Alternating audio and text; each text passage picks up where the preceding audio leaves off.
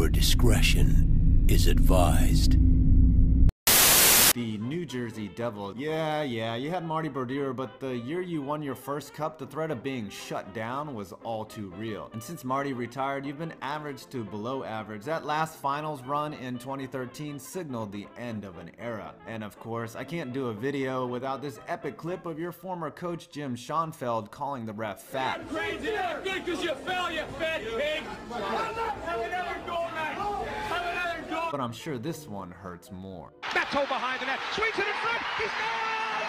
Beto! Joshua Harris is a private equity investor who co-founded Apollo Global Management. He also owns a large stake in the 76ers. He bought the Devils in 2013. This guy really doesn't seem that interesting, but he is a big-time Trump supporter, so I guess that's where this video becomes polarizing. Known as The Rock, the Prudential Center has served as the Devils' home for over a decade now. In a 2010 contest, the lights went out and could not be fixed. The rest of the game was played 2 nights later, with Steve Stamkos scoring a goal on Friday and another on Sunday in the same game. There is a museum dedicated to the Grammy Awards within the building.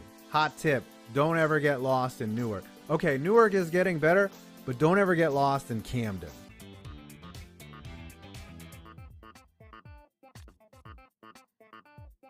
Do you remember that the Devils used to play in Colorado? Well, weed wasn't legal back then, but it looks like they got a hold of some before the game, as their ex-teammate and possessor of the greatest mustache on earth, Lanny McDonald, scored a hat trick and basically gave them a nice parting gift on the way to New Jersey.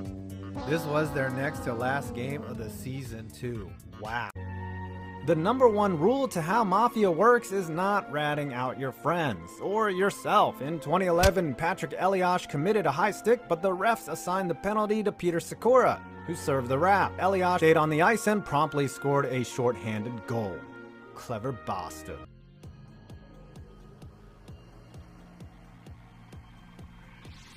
NJ famously appeared in a SportsCenter ad, and I don't get the little dirt lip that he is rocking. He's very 50s villain like Robert Goulet. I guess having a pencil-thin mustache makes you a handsome devil. I'll show myself out, but this is my YouTube channel. Why the hell did I think the Devils would make the playoffs this year? Someone please lecture me about how horrible I am for taking the bait. I got fooled by the talent. I figured all the moves would help them develop into a legitimate contender. Forgive me for thinking the heavens and earth would move around to accommodate it. Unsurprisingly, I overlooked several things. Their structure is a fucking mess. Everything I see on the ice is slop that somehow is an insult to the former's reputation. And to do that, we just have to look at one aspect of play. The defense. Holy shit. To even call this a defense is an insult to the poor term. I must write a formal apology to such a word that it has to be paired with whatever is on display in New Jersey. It's not even needed to be boiled down into 1 or 2 things, it's all of it. Let's say I strap you into a device and make you watch every single gaffe the Devils make. It would probably be the length of a feature film.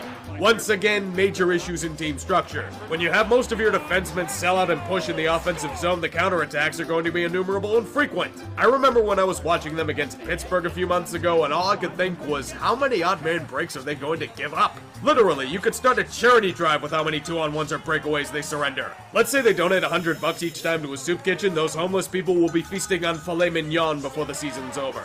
But what about when it's simply in their zone? Glad you asked. How do you feel about giving up prime scoring chances? Ad infinitum.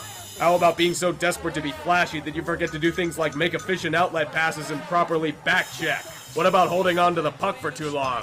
Oh look, another prime scoring opportunity for the opposition. Damon Severson turned into a plank again? Incredible.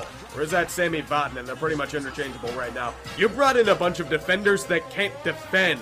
Name me who they consider to be a defensive defenseman on this team. Mirko Mueller? Give me a damn break. Your best defender is Andy Green, which I'm shocked he's still on the Devil. His old ass can at least play in his own end competently. At least I think. This wouldn't be an issue if the Devils could at least produce offensively. They can't. Even with the potential at forward, it's a struggle to get pucks in the net. To be fair, it's gotten a tad better as of late, but look. When Taylor Hall works his voodoo magic to have the Devils win the lottery not once, but twice in 3 seasons, you expect some results. The prized forward in Nikita Gusev has these little spurts of success followed by long invisibility. You thought Wayne Simmons wasn't burnt toast. You were wrong.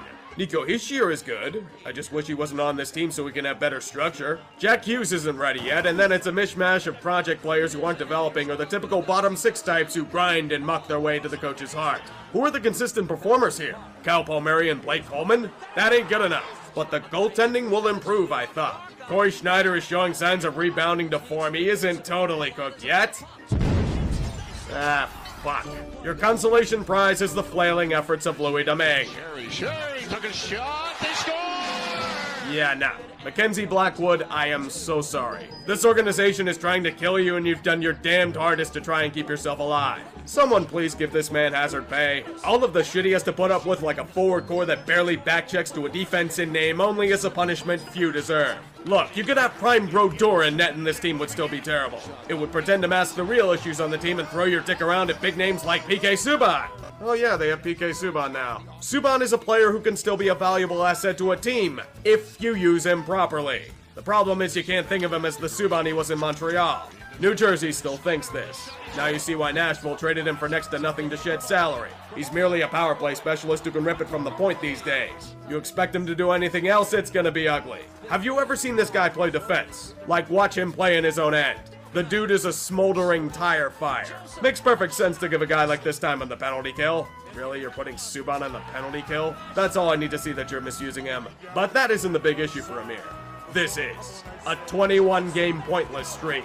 For an offensive defenseman, it's a horrible fit, and now the Devils want to send him packing. What the hell are you gonna get for him? You'll have to swallow a good deal of his contract before anyone even thinks about making a deal. At least you made one to get rid of Taylor Hall. Oh, Taylor, the Devils were desperate to entice you to sign on the dotted line. I think that's what most of the names were brought in for.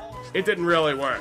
Hall struggled to produce offensively just like the rest of the team, and the writing was all but on the wall. When a player of his caliber is a healthy scratch, I'd say her goodbye. Taylor Hall gets to trade his pitchfork for a poncho. He's going to Arizona. Unlike for a key player or pick, New Jersey went for a bulk return. Looks great on the surface, but there isn't an impact player of the bunch. A tweener forward, a project, and a big burly prospect defenseman. Yeah, they could be something, but not on the level of a Taylor Hall. Also, that first round pick is lottery protected, and New Jersey is retaining half of Hall's salary. Happy hunting. I'd start with the clown that is John Hines. Do you see the awfulness on display structurally? That's a really, really damning indictment of Hines and his crew. Where is the preparation? Why are they taking so many goddamn penalties? There are plenty of games where it feels like the Devils just didn't show up. The way the season was going, Hines should have been fired back in October, not December. When you collapse in the third period not once, but twice in that span, I'd say it's DEFCON 0. You finally fired him, but fitting enough how you replaced Hines with one of his assistants. The season is lost. You are fucked. Perhaps in this time you will solve your team's massive, massive issues with player development, but that's been a thorn on your side since the fading days of the Lamoriello era.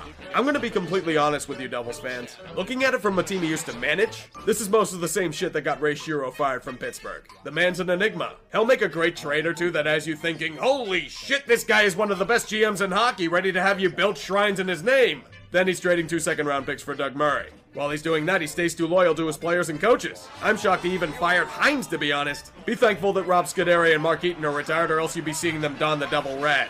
Just wait until he rediscovers his hard-on for drafting puck-moving defensemen he has no idea what to do with. I warned you here first. They fired Ray Shero in the middle of the season? I'm kinda surprised by the timing, but I can't say it isn't exactly undeserved. If you look at everything that happened from August until now, it felt inevitable. Look at it this way. This was supposed to be the year where everything came together and brought them back to playoff contender status. It all fell apart.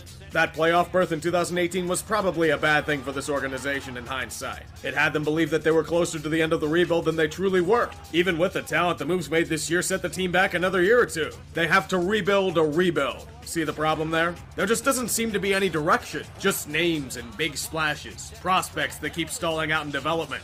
That is why Ray Shero was thrown off the cliff. Expectations are a bitch. So where does this leave the Devils? Their rebuild is all but fallen apart. They moved their best player for bulk. They're stuck with a former star who isn't producing, and there are many questions about the team moving forward. Once again, all I can say is that I feel bad for Mackenzie Blackwood. He deserves a hell of a lot more than what he's getting from the team in front of him. I'd say you'd win the lottery again, but that's Taylor Hall's perk only. I await the impending fire sale, and yes, I will take Miles Wood off your hands. The speed would play well on the Penn's fourth line.